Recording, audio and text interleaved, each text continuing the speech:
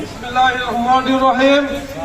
বাংলাদেশ জাতীয়তাবাদী যুবদল ৪৬তম প্রতিষ্ঠা বার্ষিকী সম্মানিত সভাপতি, উপস্থিত তারাইল উপজেলার নেতৃবৃন্দ এবং ইউনিয়ন বিএনপির ৭টা ইউনিয়নের সভাপতি সেক্রেটারি নেতৃবৃন্দ এবং বিভিন্ন অঙ্গ সংগঠনের নেতৃবৃন্দ, আসসালামু আলাইকুম।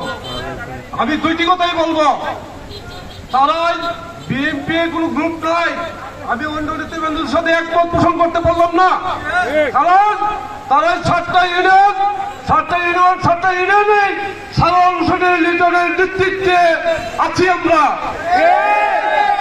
এর সাথে বিভিন্ন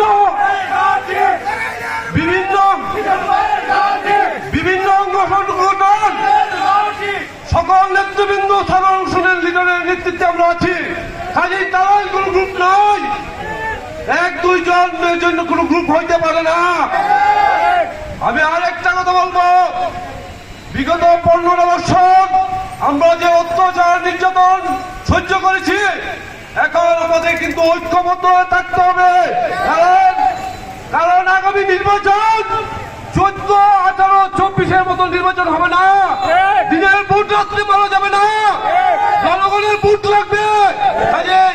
আমরা যেন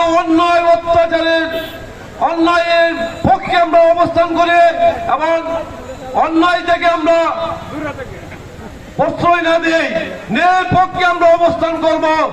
এবং তারাইল উপজেলা সাধারণ লিডারের নেতৃত্বে আমরা আছি, আর কোন গ্রুপ বলতে কিছু নাই।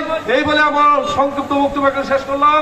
বাংলাদেশ জিন্দাবাদ, বাংলাদেশ জাতীয়তাবাদী দল জিন্দাবাদ, বাংলাদেশ জাতীয়তাবাদী যুব দল জিন্দাবাদ, জিন্দাবাদ, জিন্দাবাদ।